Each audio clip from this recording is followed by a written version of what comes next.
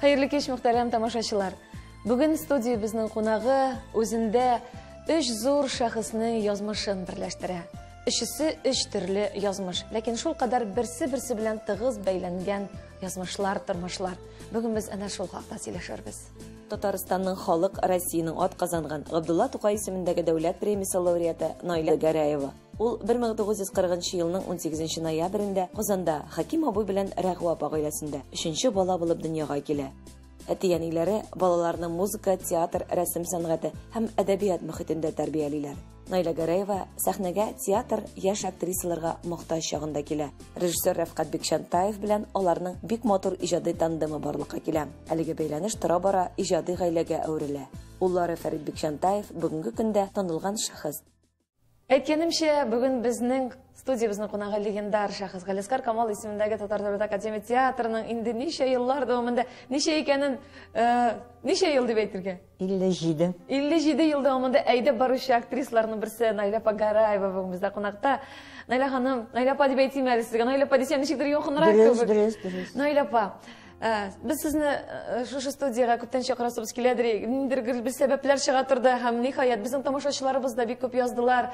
Чакырыгыз әле Найля Гараеваны. Сөйләсен әле безгә Рәфкать Бикшәнтаев турында. Сөйләсен әле безгә Фәрит Бикшәнтаев турында. Сөйләсен әле безгә үзенең язмышы турында дип. Һәм менә безнең бүген ниһаять әнә шундый мөмкинлек килеп туды. Исәнмесез тагын бер кат? Исәнмесез, кадерле тамашачыларыбыз. Найля апа, Найля Гараева дигән йолдызчык, ул иң беренче кайда туган, кайда үскән?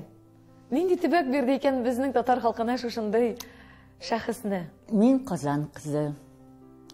Ләкин Казан кызы булсам да, минем туган урамым, үскән урамым нәкъ авыл урамы кебек иде.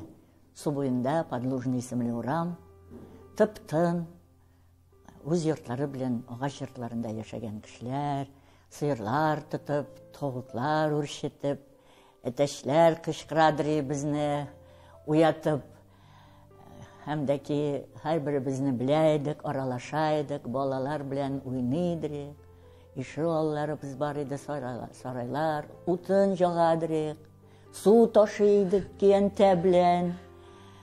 Менә шушы агач, ике катлы агач йортта безнең күршеләр белән без бик әйбәт тату яшәдек, аралашадыр. Бик күңелле иде. Менә урам шат хәтфәдә юрган кебек менә үлән белән капланган иде урам. Анда бер ат йөридер инде Степа. Ул вакытта машиналар, ниләр бернәрсә юк иде. Шул утил киләдер инде, керосин китерәләр иде инде. Менә мин шулай нәкъ урамында, авылда яшәгән кебек шушы урамда яшәдем. Су буена төшәдерик, самавырлар чистартадырик, керләр чайкыйдырик. Менә бер караганда Казан кызы булсам да, барыбер менә нәкъ авылда яшәгән кебек яшәдем. Аннары безнең йорт артында бакчабыз бар иде. Бәрәңге утыртадырик, кишерләр, кабаклар, бәрәңгене инде нитә идек, гел утыдырик абыем белән. Абыем гел утын бергәләп кисәдерик. Менә шун авыл кызы тормышы белән авыл мөхитендә яшәгән кебек, менә шундый хыялланып, агач башына утырып, күкләргә карап, болытларның ниләренә карап, хыялланып, бик хыялый бала идем инде. Нәрсә турында хыяллана идегез? Менә нәрсә турында дип белмим инде, бөтенләй теге әкияттәге дөньядагы кебек яшидер мин. Минем дәвәнием гел әйтәдер, я Раббым, бу бала ничек яшәр иде, бу чын барлыкта ничек яшәр инде бу. Бик хыялый идем, балалар белән гел уйныйдырик, театр куядыр, менә яңа ел бәйрәмнәрен бергә уздырадырик, бер-беребезгә кунакка чакырадырик, уенчыклар эшлидерик үзебез кәгазьдән, чүпрәктән, шундыйрак менә әни дәвәни бик кунакчыл иде, менә ниндидер менә миңа калса әгәр дә мин ул урамда үсмәсәм, тумасам, мин артистка булмас идем.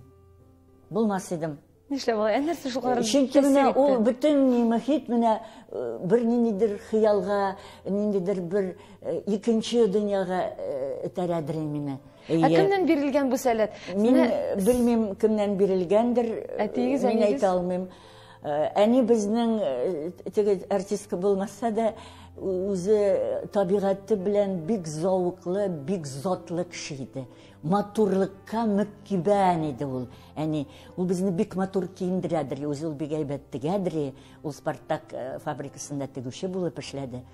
Менә бездә бөтен нәрсә матур иде, менә бөтен әйбер матур иде. Менә шуны сездән сорамакчыйм. Сез шулкадәр зәвыклы, интеллигент, менә аристократ каны сездә бардыр дип, кемнән килә бу дип сорамакчыйм? Әнигездән икән. Әни безнең менә шул табигаты белән шундый зәвыклы, менә заманча яшидер ул менә.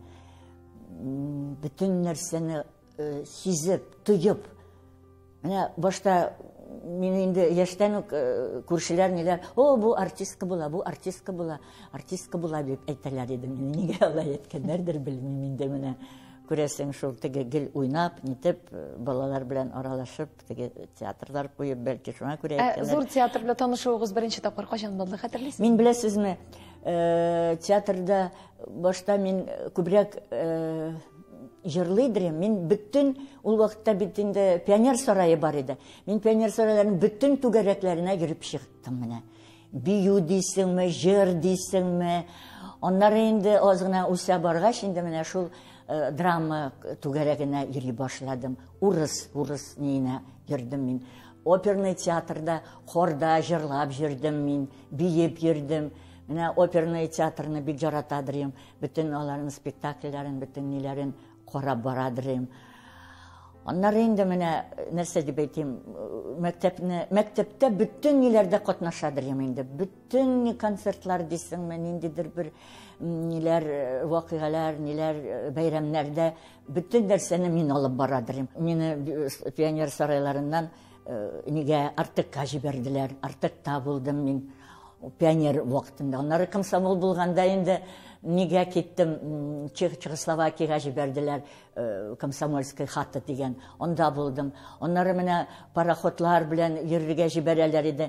Нишләптер менә ул вакытта хөкүмәт бик игътибарлы иде балаларга, бик игътибарлы иде. Укытучылар бик. Мин бит сугыш баласы бит инде мин. Сугыш чоры баласы. Әти безнең сугыштан гарипләнеп кайтып, 2 генә ел торды да вафат булды. Контуженный булып кайткан иде. Менә шуннан соң без бит инде шул сугышта булган әтиләрнең балалары бит инде без. Пособие бирә башладылар инде безгә. Укытучылар бик ярдәм иттеләр. Мин музыкаль школага йөрдем, скрипкада уйныйдым мин. Димәк, сезнең менә шул шәхес буларак формалашуда? Безнең әни эшебезне дә музыка мәктәбенә бирде. Без 3 бала идек. Абый скрипкада, ул инде бөтен скрипка юл белән китте, ул оркестр, Рахлин оркестрында уйнады, ул укытучы булды скрипка буенча. Апам инде фанода, ул 4 кенә класс укыды да, нитте битерде, бүтән җирмәде. Мин скрипкада инде мәктәпне битердем, музыка мәктәбен. Анда да миңа әйтәләр иде. Мин теге техника ягыннан көчле түгел идем. Бүтән укытучылар тыңлыйлар иде мин уйнаганда. Ничек шулай уйный икән ул, менә хискә бирелеп дип, скрипкада хискә бирелеп дип яраталар иде мине.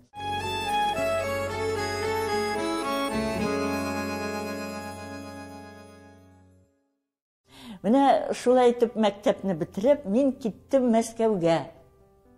Вахтангов театрының Щукина студиясына. Бер кем юк иде Мәскәүдә. Шунда күрше Фатыма ападан адрес алып, каядыр читтә, Мәскәүнең читендә каядыр урнашып, экзаменга киттем инде Мәскәүгә. Үтмәдем. Ул вакытта инде фактура дип бик нитәләр иде, инде амплуа булырга тиеш иде. Анда героинялар сайлыйлар иде, бөтенесе узын буйлы, матурлар. Мин бәләкәй генә инде нәрсә инде анда әнинең иске күлмәген киеп, әнинең иске туфлин киеп, менә үземнеке шул иске генә чәч иде, инде тулым инде татар кызы иде инде миндә. Сез бик талантлы диделәр, әмма ләкин сез безгә бармыйсыз, без бу юлы ниләрне җыябыз. Героиняларны. Сез кайтсыз Казанда анда студия ачыла Качалов театр каршында. Сезнең алачаклар, сез бик сәләтле дип әйттеләр. Инде мин җылы-җылы кайттым инде әлбәттә инде Кәрмичә. Шуннан соң инде бер ай үткәч инде август аенда шул Качалов театрында студия ачылды. Анда инде экзаменнар биреп, мине кабул иттеләр. Кемнәр белән укыдыгыз? Мин хәзер әйтәм, мин рус башта төркеменә яздым инде, рус ниенә керәм дип. Шуннан соң инде рус ниендә узгач, бер заман ниләрне язуны карап торганда, кемнәр узганын инде. Бер заман артта бер ир кеше тавышы. Сез татар кызымы дип әйтәм. Я татар кызы. Нишләп сез рус ниенә керәсез? Мин бит рус мәктәбен бетердем, мин русча гына сөйләшәм. Сез татар кызы. Сез татарча уйнарга тиешсез. Сезнең киләчәгегез татар театрында. Борылып карасам, Шираздан абый Сарымсаков. Ул вакытта татар Камал театрының җитәкчесе иде.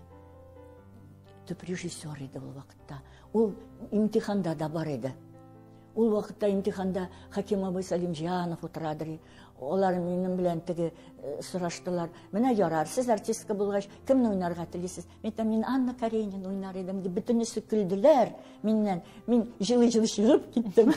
Аннары мине яңадан тынычландырып кайтардылар инде. Шуннан соң менә бу пәйгамбәр кебек минем киләчәгемне алдан күреп, мине шул татар театрына мине алып кергән Шираздан абый Сарымсаков иде. Рухы шат булып ятсын, мин аны мәңгегә аңа рәхмәтлемен. Шуннан соң инде мин ул вакытта Расим Салахов кергән иде татар ниенә. Ирек Багманов, Мансур Шигапов. Менә без Иһабин. Менә алар инде соңыннан Ирек тә, Расим дә бергә театр, Камал театрына безне алдылар инде. Бергә шактый гомер бергә эшләдек. Менә язмышыма рәхмәтлемен мин. Менә миңа бу сезнең тапшырыгыз нәрсә белән ошый? Язмыш дип атала. Моңа кадәр бит андый булганы юк иде, андый тапшыру. Мин менә үземнең китабымны чыгарганда, мин чыгармадым инде, минем турында китап чыгардылар. Анда минем китабымның исеме Язмышыма рәхмәтлемен. Сез язмышыгыздан канәгатьме? Бик канәгать. Бик канәгать. Мин үземне әллә кем итеп санамын. Мин менә кешеләрне бик зур чыгышлар, ниләр ачышлар ясаган кешеләрне, бик зур кешеләрнең тыңлаганда, укыганда алар турында мин үземне чагыштырам, мин беркем түгел. Мин театрдан башка беркем түгел. Мине театр гына яшәртә. Мине кеше итеп театр гына әйтте. Минем язмышым театр белән бәйле. Мин бер үзем беркем түгел. Минем бөтен язмышым шул театрның язмышы. Әлбәттә шулай. 58 ел. 58 ел театрда. Әлбәттә, театр ул сез ул театр, сез инде бер бөтен булып беткәнсез. Тамашачы сезне башка булып күз алдына китерми. Минем иң зур бәхетем минем бу тормышта Рәфкать Бекчентаев. Менә шул хакта сорамашым. Беренче очрашкан көнегезне 60 елны мин әле 2нче курста эшлидем. Укыйдым. Рәфкать Бекчентаев куя башлаган иде Хай абыйның беренче әсәрен, беренче мәхәббәт әсәрен, һәм Рәфкать шушы беренче спектакльне сәхнәләштерә иде. Һәм мине шушы спектакльдә төп рольгә Рахилә исемле кызга мине алды. Менә ул заманда ул бик зур тәвәккәллек иде. Ул заманда театрда яшьләр юк иде. Яшьләрне өлкәннәр уйныйлар иде. Һәм мин ул шундый кыюлык белән бөтен театр шок каткан иде, каршы иде ул вакытта, мин әйбәтләп татарча да сөйләшмидем. Шундый зур кыюлык белән, батырлык белән бер кешене сүзенә карамыйча мине шул рольгә алды. Менә минем беренче дебютым менә шушы Рахилә беренче мәхәббәт спектаклендә булды. Менә беренче мәхәббәт язмышыгыз. Язмышым шул bütün язмышым, театр язмышы да, шәхсән язмышым да Рәфкать белән бәйле. Менә беренче очрашкан көнегезне хәтерлисезме? Менә беренче гомумән мәхәббәт ул кайчан барлыкка килде? Мин аны бит беренче театрда, спектакльләрдә күрәдем. Ул вакытта аның кебек уйнаучы юк иде. Ул менә bütün артистлардан аерыладыр. Үзенең табигыйлыгы белән, үзенең уйнавы белән, үзенең кыяфәте белән, үзенең хәрәкәтләре белән. Ул вакытта күп яңалык керткән иде. Аның бу заманча әсәрне кую зур вакыйга иде театрда. Театрга халык йөрми башлаган иде. Аның ние үзе бер чор иде. Рәфкать Бекчентаевның чоры иде. Менә мин шул чорга эләктем. Мин шуны белән бәхетле. Мин театрга килгәндә гел аның карашы белән очрашадым. Менә ул вакытта ул нишләптер миңа гел күз атадыр. Мин театрга килгәндә, мин ничектер уңайсызланып та куядырым. Мен аны инде шул артист буларак кына кабул итәдерем инде. Аның Казан сөлгесендә уйнаулары, аның Тайфун спектакльдә уйнаулары, аннары туй алдыннан спектакльдә, туй алдыннан түгел, таң атканда спектакль Рауза Пахириддинова белән аптырай, юкасин аптырай дип Рауза апаның әйткән, хәтерлим хәзер дә сүзләрен. Менә мин аны аннары Хуҗа Насретдиндә, әле шаштар ашкына иде бит инде, менә шаштар иде Хуҗаның шул вакытта инде көлә-көлә бөтен халык Хуҗага түгел, аңа мөккибән иде. Шулай итеп, сез дә шулай гашык булып йөрдегезме? Мин аны артист буларак аңа мөккибән идем, мин аңа гашык идем. Мин аңа бөтен барлыгымны бирергә риза идем. Шуннан соң без гастрольдә йөри башладык беренче мәхәббәт белән. Шуннан соң ничектер якынайдык, ул вакытта ул ялгыз иде. Мин аның ялгызлыгын бик сизә идем. Миңа ничектер менә аның ялгызлыгын уртаклашасым килгән иде. Аңа ничектер шуны аның ялгызлыгын ничектер бетерергә, аңа иптәш булырга, аңа ярдәм итәргә телидем. Шунда без ничектер аның белән аралаша башладык, ничектер якынайдык. Ул үз серләрен миңа сөйләде. Шуннан соң инде кайткач 61нче елны ул миңа тәкъдим ясады. Мин инде риза идем, мин инде әзер идем. Аңа хәтле инде мин аның өенә килеп, ул ялгыз яшидер. Аның инде өйләрен җыештырадыр, җуадыр. Менә ничектер пешерәдер аңа. Шуннан соң менә якынайдык инде без ул вакытта, ул Ленин урамында Бегемот исемле йорт иде. Хәзер анда тегени музей, икенче этажда яшәделәр. Ул гына түгел, анда шактый артистлар яшәделәр иде. Коммуналка иде ул вакытта. Мин инде анда су ташыдыр, тегениләр җуадыр. Менә шулай итеп без якынайдык. Мин инде аңа хатын булырга әзер идем кебек. Менә шулай итеп без 61нче елны өйләнештек, никах укыттылар әти-әниләре. Ул вакытта туйлар ниләр юк иде бит инде. Шулай итеп мин аның тормышына кирип урнаштым.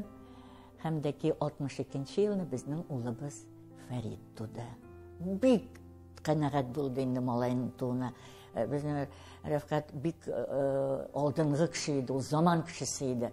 Улның аңарда бөтен әйбер бар иде. Ул балык тотадыр, аның яхшы кармаклары бар иде. Спиннинг бар иде, иң яхшысы. Аннан соң аның фотоаппаратлары бар иде, фотоаппараты. Безне дә ничектер автоматически киләдер, минем яныма үзе автомат куядыр, шулай итеп төшерәдер. Бөтен өйдәге ремонтларны үзе ясыйдыр. Аннары ул гаҗәп күп укыйдыр. Аның библиотекасы бездә калды инде, Фәриттә. Аның библиотекасы ул заманда бер кешедә булмый торган китаплар бар иде. Аннары инде ул музыка тыңлыйдыр. Бөтен классика пластинкалар әле минем хәзердә саклана. Төннәр буе шул пластинкалар тыңлап, гел укып язып утырадыр. Менә шундый талантлы, шундый күп кырлы кешенең кадерен белмәделәр. Ул нәрсәдә шагылайды менә шул кадер белмәү? Ул теләгән әйберләрне бик авырлык белән бирәләр иде аңа мөмкинлек. Менә ул инде беренче мәхәббәттән соң рәхим итегезне куйды. Рәхим итегезне ул Ахлопков театрына Мәскәүгә барып, режиссер ниләрен, 2 еллык режиссер ниләрен бетергән иде. Стажировка дип аталадыр ул вакытта. Шуннан өйгә Казанга кайтып, рәхим итегезне бөтен артистлар залдан керәләр иде. Җырлап керәләр иде. Ул вакытта минең Рустам Яхинның музыкасын керткән иде спектакльгә. Ул вакытта Рустам Яхинның гомумән әле ул хәтле кулланмыйлар иде. Хәтта нәрсә дип әйтим инде. Ни дә бар иде инде аңа карата. Чөнки ул заманча язадыр. Ул вакытта бит каяндыр халык киләре, авыл киләре иде. Ул шул заман киләренә тиң иде аның киләре. Шуны Рифкат табылды. Аның инде декорациялар, ул бит үзе художник иде. Ул бит рәссамчы иде. Ул бит бетергән иде сәнгать училищесын. Үзе сызайды Үзе сызайды бөтен декорацияларның ниләрен үзе бирәдер, сәхнә бизәлешләрен. Менә анда да аның ниндидер бөтенләй аерым иде. Яңалыкны керткән кешеләрне яратмыйлар бит. Ул 60нчы елларны бигрәк тә бит ул театрның, гөрләгән театрның яңалыкка сусаган замана иде ул. Ул вакытта кешеләрнең ничек дип әйтим инде авыр иде яшьләрнең. Алар бит әле Мәскәүдән укып килгәндә дә аларны театрга алмаганнар иде. Ул Щепкинц, ул ниләр, Гитисовцылар, ниләр, Гәүһәр апалар, Дилүс абый Ильясовлар, алар менә Рафкат Бекчентаевлар, алар бит Шахсана Масфандияр, алар Мәскәүдән кайткач аларны хәтта театрга кабул да итмәделәр. Алар бит Чус театрында башлап җибәрделәр. Аннан соң инде театрга ничек булса да инде ничектер авырлык белән булса да аларны керттеләр, алар эшли башладылар. Авыр кабул иттеләр. Чөнки алымбыз ул вакытта театрның бер иде. Алар бөтенләй яңалык, яңа алым керттеләр театрга.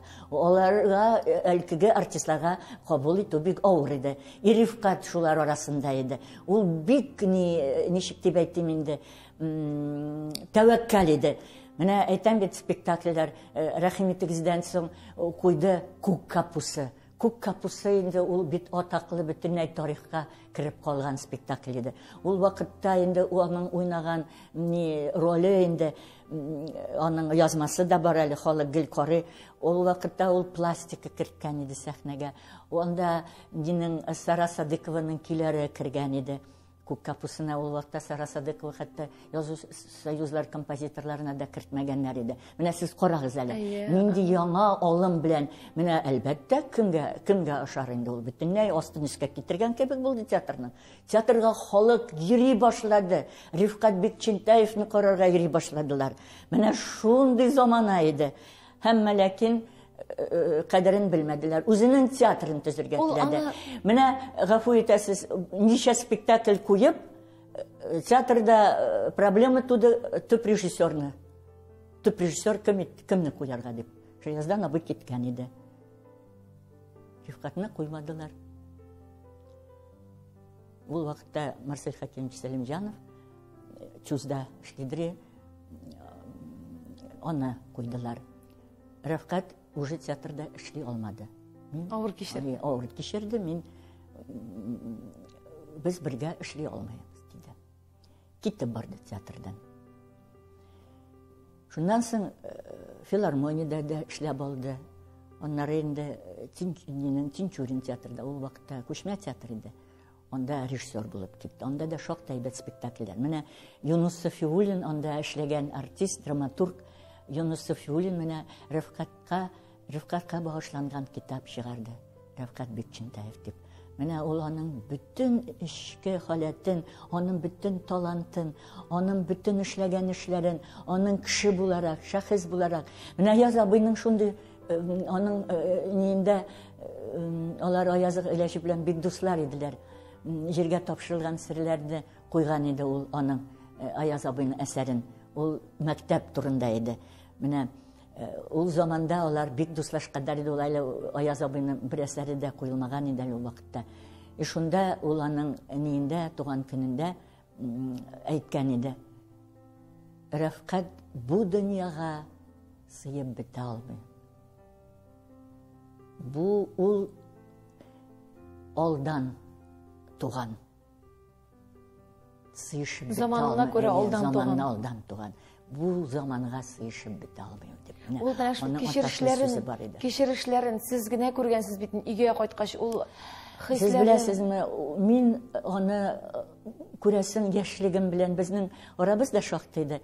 Мин яшьлегем белән аны аңлап бетермәгәнмендер. Минем аның аңлап, укып та аңлап бетерә алмаган китап кебек, менә укып бетерә алмаган китап кебек иде.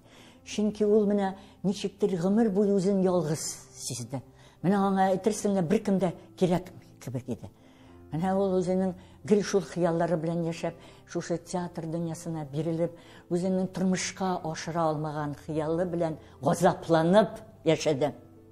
Ничек сизеләдер ул? Менә ул ничек менә гаиләдә ул күренәдерме, ул аны сезгә кайтып сөйлидеме, ул аны ничек күрде? Аны бит сөйләргә кирәкми, мин бит үзем дә театрда яшәгән кеше, театрда эшләгән кеше буларак, мин театр дөньясын, аның кичерешләрен әйтмәсә дә аңлыйдым аны. Мин аның үзенең тышкы кыяфәтеннән аз сүзле иде ул, бик аз сөйләшәдер ул. Мин аны аңлыйдым, һәм дә ки бер ара бик авыр булып алды безнең белән. Мөнәсәбәтләрегез? Мөнәсәбәтләребез ул нигә кинода төште бит әле ул Муса Җәлил турында кино булды бит әле. Анда ул Мәскәүдә төшкәндә рус артистлары әйткәннәр иде. Какой гениальный артист у вас есть. Менә анда да аны шул хәтле зур бәя биргәннәр иде. Менә безнең арабыз өзелде. Без аның белән 7 ел торып калдык. Менә шушы ничектер мин үземне аңа кирәк түгеллегемне ничектер сиздем. Мин аңа ничектер авырлык китерәдер кебек. Чөнки ул минем алдымда бик җаваплы иде. Ул минем тормышымны бик ямьләндерергә, мине бөтенләй теге икенче тормышта күрергә теләгән иде, күрәсең мине. Ул миңа ул тормыш, мин сиңа ул тормышны бирә алмыйм, мин сине газаплыйм дип. Без ничектер үзара сөйләшеп аерылыштык. Менә баланы инде бик яратадыр, бала гел аның янына йөридер. Менә балага инде Фәридкә аның бөтен ние сеңгән инде. Холык фигыле. Менә мин нәрсә белән үземне кай вакытта мин әлбәттә үкенечле нәрсәләр. Үкенеч. Менә аның белән гомер итә алмаганма, 50 яшендә ул китеп барды бит дөньядан. Ялгыз китеп барды, ялгыз булып калды. Һәм ул бик горур иде. Бер вакытта да кемнәндер гафу үтенеп, кемдәдер килеп, әгәр дә ул миңа килеп, Наилә, кайт инде. Нәйдә, нитек дисә, мин кайтыр идем. Сигездә горур булгансыз бит. Юк, мин горур түгел идем. Мин нишлектер аңа кыенлык китергә теләмәгән идем. Һәм дә менә ул килмәде. Баланы гел аладыр, гел бала белән аралашадыр, һәм минем үкенечем мине калдырмый менә гомер буена. Кешенең китүенә дә килешәсең, үкенеч кешене гомер буе сине итә. Сине белән. Сез менә шул вакытта калдырып киткәнегезгә үкенәсезме? Әйе. Әмәләки мине нәрсә тынычландыра торган, җанымны тынычландыра торган бердән-бер әйбер Рәфкатның баласы Фәрид ул тормышка ашыра алмаган, аның хыялларын, аның уйларын ул хәзер тормышка ашыра. Менә шул әйбер мине бераз каядыр тынычландыра. Димәк, сез яратып киттегез. Яратып. Менә әйтәләр, син бер шигырь бар бит.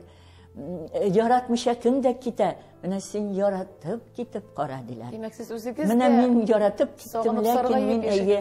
Һәм аның менә әгәр дә ул алай 50 яшендә үк китмәсә, бәлки әле безнең араларыбыз да тагын нитәр иде, төзәлер иде. Әйе. Әмма ләкин иртә китеп барды, җанды кийде, авыры йөрәк белән китеп барды. Сүнде. Әйе, сүнде. 50 яшендә. 50 яшын тутырып китте. Сез кайда идегез? Янында идегезме ул вакытта? Хәбәр иттеләрме? Миңа хәбәр иттеләр, әйе. Спектакльдә идегез, кайда идегез? Спектакльдә түгел идем, өйдән телефоннан хәбәр иттеләр. Бардым инде янына. Аның бик аяныч булды инде, китүе дә, тормышы да шундый булды, авыр, китүе дә шул авыр булды. Ләкин аның туганнары, ниләре барсы да бине хәзер көнгә кадәр барсы да якын итәләр, без аралашабыз. Аның әнисен дә мин озаттым, әтисен дә озаттым.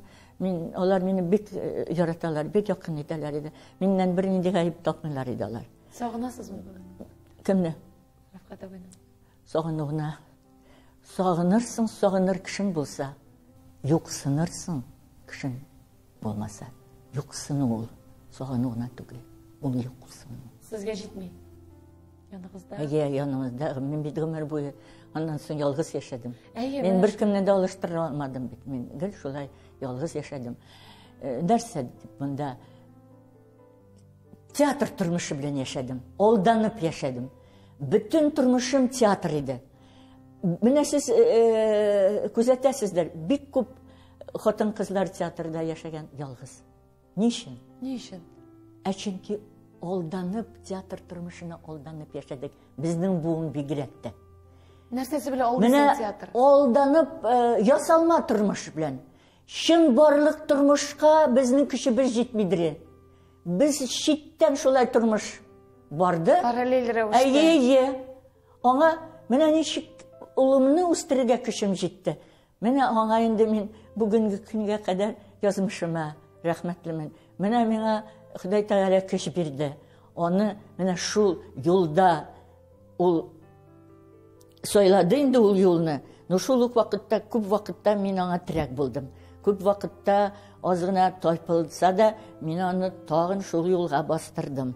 Ул бит армияларда да хезмәт итте. Башта беренче курсны бетереп, ГИТИСта укыды бит ул режиссерскийда. Башта театр училищены Казанда бетерде дә, театрда бераз артист булып эшләде дә, аннан соң режиссурага китте. Марсель Хакимович аңарда сизде режиссер сәләтен, сиңа режиссурага укырга кирәк диде. Һәм дә ки шунда ул китте, беренче курсны бетергәч, ул вакытта югары йортлардан, институтлардан армияга алалар иде бит.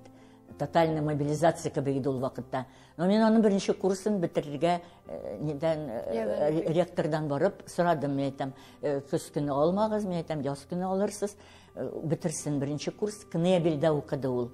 Кнебель, Хейфицта, шунда зур кешеләрдә укыды ул. Әгәр дә ул беренче курсны бетермәсә, белмим, ул аннары дәвам итәр идеме юкмы. Армиядә 2 ел хезмәт итте. Армиягә гына мин 4 тапкыр янына бардым. 4 тапкыр бардым янына. Гел аның мин азгына кайфын күтәреп, азна рухи көч бирдем аңа. Гел китаплар, яңа чыккан журналлар үзенә гел илтәдерим. Шуннан соң инде армиядан кайткач, 2 ел укыгач, мин ди артист киттем бит, артист булып, мин артист китәм, артистлыкка юк, мен әйтәм, артистлыкка китмисең. Син режиссурада укый башладың, шуны дәвам итәчәксең, мен әйтәм.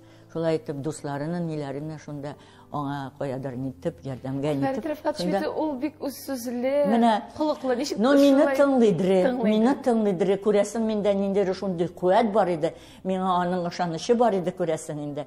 Мин бик күп ул вакытта, менә әйтик инде, бетерде ГИТИСны, дипломный спектакль кирәк иде чыгарырга, эзли. Шуннан соң ул заманда безнең Бишура дигән Мансур Гыйләҗев язган әсәре театрда килеп чыкты. Безнең ул вакытта коллектив белән укыйлар иде. Мин ул әсәрне бик яраттым һәм менә аңа шалтыратып ул әсәрне җибәрдем. Менә мен әйтәм, син татар театрына киләсең, син татар әсәрен куярга тиешсең. Бу ул заманда ул авыл турында гомумән әсәр юк иде. Авылның бетүе турында әсәр юк иде. Ул вакытта иң зур нәрсә иде, әсәр язылган әсәр иде Мансурның. Ул шунда ул риза булып, ул әсәрне алып, театрга кайтып, диплом спектакль Бишураны куйды, дипломный спектакль итеп. Мәскәүдә килгән режиссерлар да шок каттылар менә. Син шундый югарылыкка менгәнсең, син инде ул югарылыктан төшмә диделәр үзләренең педагоглары. Менә шундый Фәрит безнең шулай әйбәт башлап җибәрде. Һәм ул шулай дәвам итә дә, субханалла, бүгенге көндә дә. Сез менә әйткән идегез, заманында театрга баш режиссер Сарымсаков киткәч, бәлкем Бикшантаев калыр дигән уй булган, ләкин Марсель Хакимович килде дидегез. Һәм менә язмыш бит бу, язмыш. Һәм Марсель Хакимович барыбер дә аны тәрбияле бит ул. Ул бит Марсель Хакимовичның укучысы. Ул бит аның белән укып бетергәч, 10 ел аның белән бергә эшләде бит, аның кул астында эшләде. Марсельның кул астында. Бер нәрсә дә бит юктан бер әйбер дә чыкмый. Һәр нәрсәнең ниндидер нигезе була. Менә бу нигез булды бит инде. Шуннан соң бит инде Марсель Хакимович мәрхүм кайым киткәч, шундый ни туды бит, кемне куярга дип. Шундый сорау туды. Бик күп икеләнүләр булды, бик күп ниләр булды, тәкъдимнәр булды.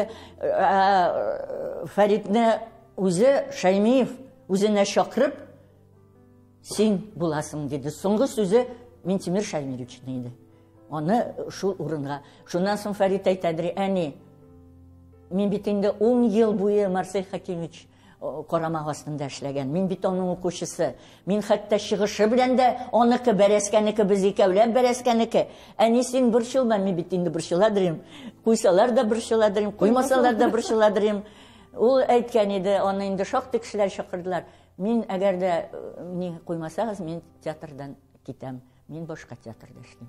Мин монда эшләмәячәкмен. Ничек инде куркып калдылар инде. Мин бер кешенең кул астында Марсель Хакимович белән генә эшли алдым. Башка кешеләр кул астында мин эшләмәячәкмен дип куркып калдылар шуннан инде. Ул бит шактый спектакльләр куйган иде уже 10 ел эчендә инде. Нинди генә спектакльләр куймады бит инде ул вакытта. Әле ничек халык кабул итте, ничек аны спектакльләрен карадылар.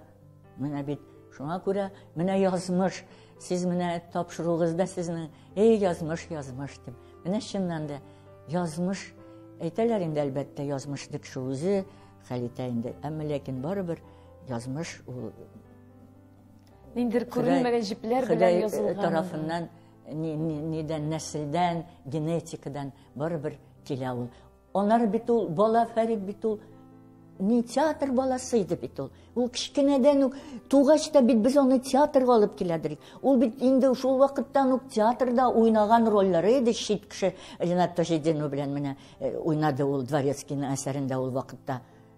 Нидә дә уйнады, Азат спектаклендә дә уйнады. Шуңа күрә ул театр баласы иде. Менә юкка гына бит аңа сеңгән ул. Улай бер. Менә хәзер инде безнең оныгыбыз да шулай театр баласы булды. Менә кичкенәдән үк инде шактый спектакльдә уйныйдыр. Менә әни килде дә минем оныгымны уйнады. Марсель Хакимович куйган спектакльдә мин ананы уйнап ул минем оныгымны уйнады. Әлдермештән Әлмәндәрнең оныгын уйнады. Ул шул хәтлем мәрхүмкәем Шәүкәт абый аны яратадыр. Мин уйнасам Юсуф белән генә уйныйм дип әйтәдер хәтта. Юсуф менә инде шул театральный нидә бетермәде ул.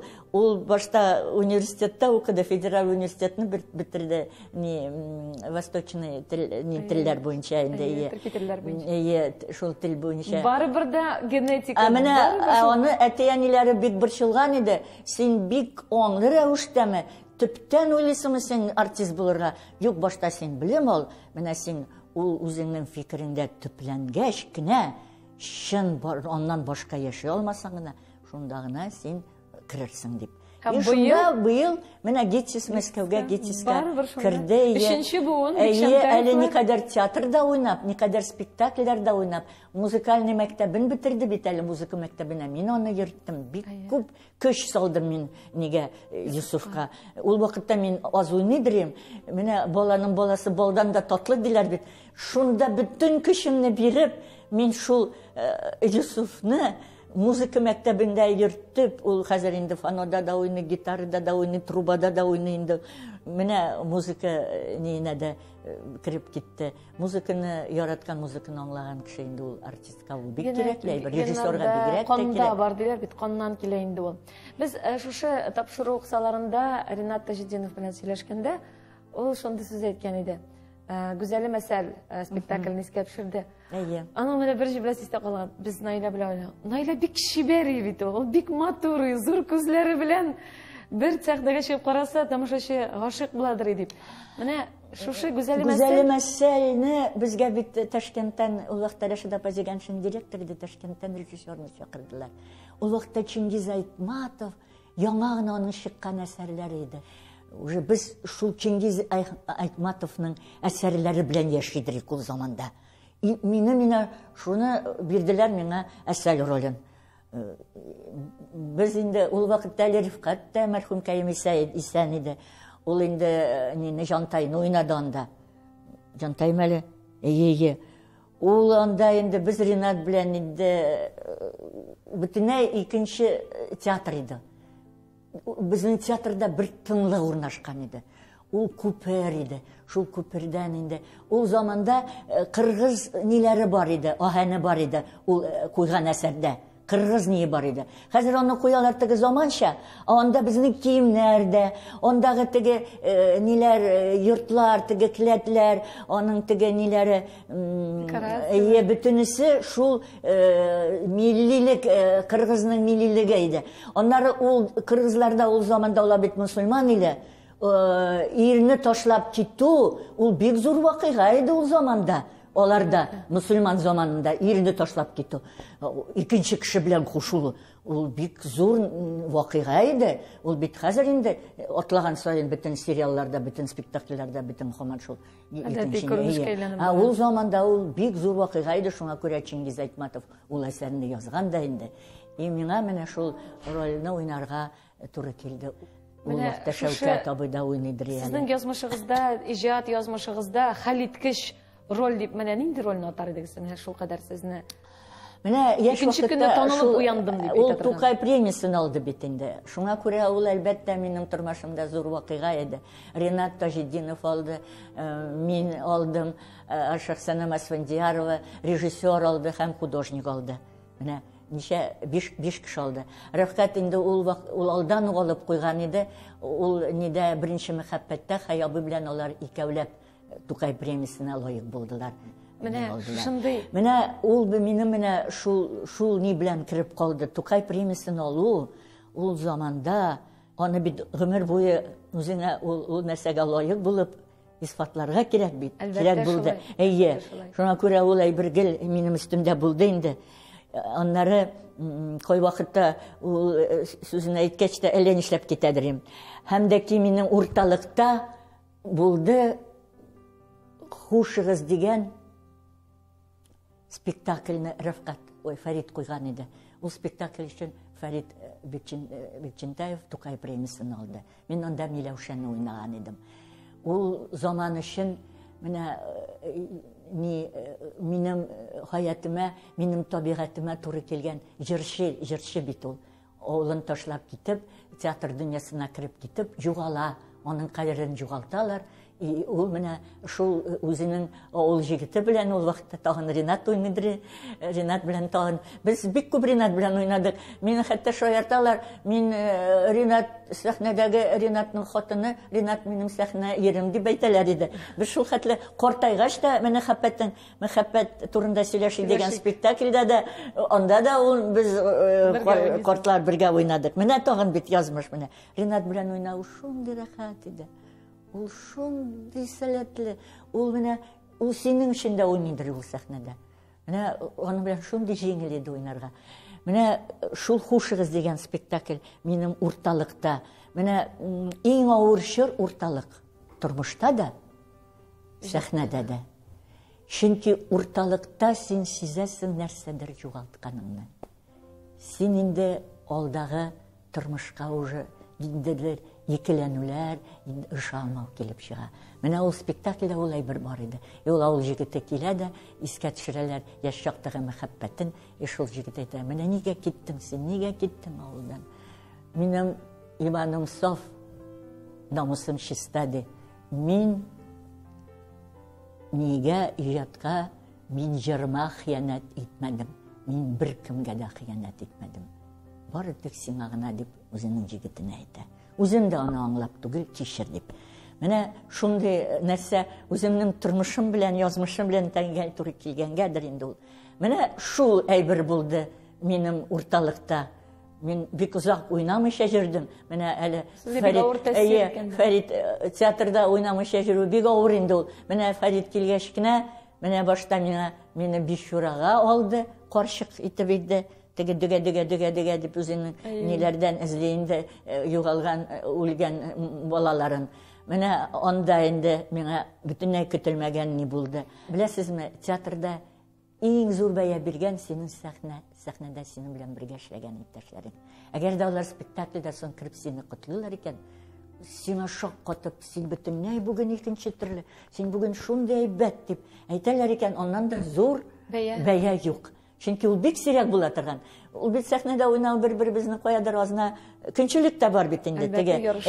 Ярыш бара бит инде. Яхшы ярыш безнең театрда, Аллага шөкер. Безнең бер гаилә булып яшибез. Аны теге сиздермисең инде. Үзең генә теге ичтән янып йөрисең инде. Менә мин моны уйнар идем. Менә нишләп булыр мин уйнар идем дип.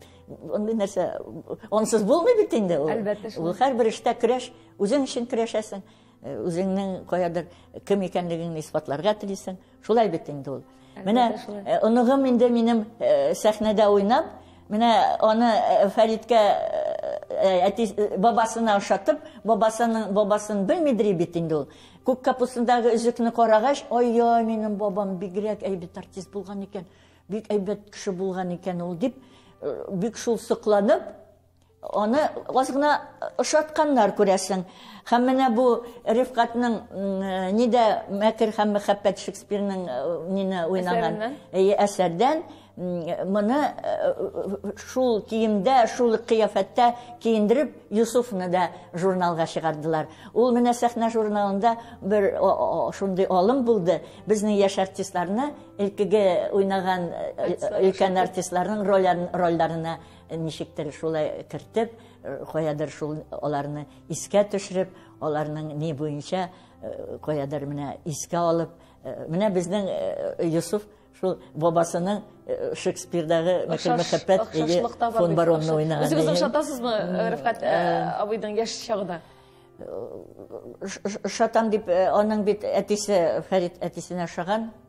Шуңа күрә инде аның чалымнары бар инде, бабасының чалымнары да бар. Тапшырыбыз башында мин әйткән идем, 3 язмыш белән бәйле язмыш дип. 3нче язмыш бит ул сезнең киленегез шулай ук татар дөньясында, татар театрында билгеле Люция Хәмитова. Сез нинди кайнанасыз? Аны киленеме әйтер инде мин нинди кайнана дип. Бик сокланам үзем киленемә. Ул Фәрит бик яратып алды аны. Бик 3 ел артыннан җирде ул. Бик яратып алды һәм дә ки тора-бара инде алар бер-берсен аңлап, менә гаиләдә бит бер-береңне төзәтү юк, бер-береңне тулыландыру гына бар диләр. Менә алар бер-берсен тулыландыралар. Фәрит аңа ышана, ул аңа ышана. Әле мин сәхнә тормышын гына әйтәм. Менә ул куйган спектакльләрдә ул бит Люцияны ала, Люцияга ышанып, Люция аңардан ни көч алып, аңардан илһам алып, аңардан ни алып, ул биргән рольләрне башкара. Һәм бик әйбәт аның спектакльләрендә, бик әйбәт ул рольләрне башкарып, бөтенләй ниләргә ниндидер бер ул буында аның кебек актриса юк. Мин аны килен буларак кына әйтмим. Ул чыннан да шулай. Аны мин генә әйтмим. Мин аны актриса буларак та сокланам, кеше буларак та. Ул бик тәрбияле. Менә кеше буларак тормышта бик тәртипле, бик тәрбияле ул. Ул мине бик хөрмәт итә. Иң авыр вакытларда минем белән вакланып йөрми ул. Иң авыр вакытта ул минем янымда була. Иң авыр вакытларда, иң шатлыклы вакытларда, кайгылы вакытларда да гел минем белән була алар. Алар бер-берсе белән матур тигез яшиләр. Бер тормышта бит сабырлык кирәк. Төрле чаклар буладыр инде. Люция сабыр ул. Сабыр. Хатын кызга хас нәрсә. Бик тәртипле, әйбәт тәрбия алган.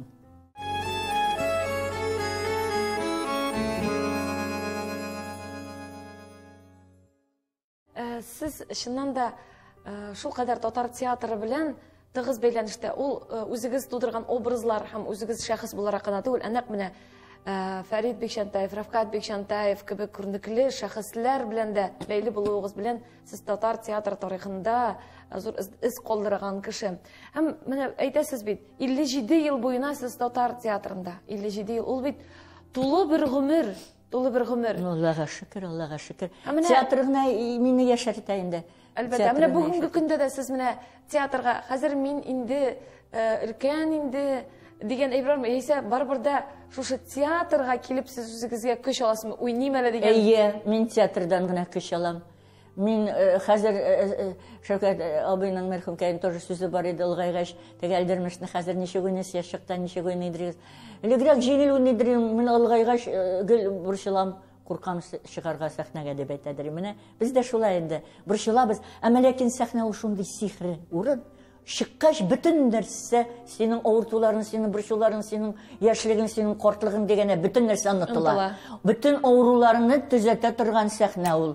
Bütün кайгыларын, хәсрәтләрен җиңә торган сәхнә ул. Сезнең нинди рольләрегез бар бүгенге көндә? Бабайлар шуагында уйныйм мин хәзер. Анда 4 карт мине китә җыйна, ул аны җибәрмәскә дип барсы да бер-берсе белән көрәшәләр, тәкъдим итәләр миңа кияүгә чыгарга. Шул безнең буын артистлары уйный, бик яраталар тамашачылар ул спектакльне. Һәм дә ки исәнме улым. Ул минем икесе дә минем юбилеема чыгарылган. Берсе 70 яшыма, икенче 75 яшыма. Исән улымда да үземнең ана буларак бала белән икебез генә гел сөйләшәбез телефоннан. Бала саның читтә тора, зурышта башкара. Менә сез спектакльләрне санап үттегез. Әле унисе рольләрегез алда булсын әле, чөнки театр бит шул кадәр киң диапазонлы Мәйдан миңа калса, анда һәр яшь өчен рольләр бар. Шуңа күрә бәхәсләшмәгез дә, без сезне бу сәхнәдә күрәбез. Зәмирә җаным, мин хәзер алай дип әйтмим. Мин яңа рольләр көтмим. Булганнарны сакларга насыйп булсын. Барыбыз да минем белән бергә яшәгән минем чордагы артистлар барсы да исән сау булсыннар. Бер-беребезне күрергә, бер-беребез белән уйнарга, аралашырга насыйп булсын. Аларны күргән саен мин үземнең bütün гомеремне, театрда узган гомеремне искә алам. Аларны күреп күңелем тула. Менә шуңа күрә без барыбыз да исән булыйк. Мин алдан бер нәрсә бүтән көтеп тормыйм. Мин шул булганнарны сәхнәдә дә, тормышта да булган нәрсәләрне саклап калырга насыйп булсын. Менә сез әйттегез, артистларны күргәч сөенәм яшьләрне. Тамашачылар сезне күреп сөенәләр. Шуңа күрә тамашачыларны сөендереп бик күп еллар яшәргә язсын. Амин, амин. Иншалла, амин шулай булсын. Рәхмәт сезгә. Бик бар сада театрга килгән тамашачыга мин бик зур рәхмәтлемен. Чөнки театрның төп бурычы һәр кешене үз асылына кайтару. Һәр тамашачы, һәр кеше үзе булып кала белсен. Әлбәттә. Үзен саклап кала белсен. Бу заманда үзен булып калу бик авыр. Шуңа күрә минем бердән-бер теләк, үз асылына кайтыгыз, кеше булып калыгыз. Рәхмәт сезгә. Рәхмәт сезгә шундый матур әңгәмәгез өчен, шундый сөйләшү өчен. Тамашачыларыбыз, сезгә зур рәхмәт бу кичне безнең белән булганыгыз өчен. Тагын бер атнадан без сезнең белән очрашырбыз. Сезгә дә мине чакырганыгыз өчен бик зур рәхмәт. Сезнең тапшыруыгыз гел шулай озын гомерле булсын, һәм дә киноның исеме язмыш дип шулай итеп барсын. Амин, шулай булсын. Рәхмәт сезгә. Исән сау булыгыз. Рәхмәт.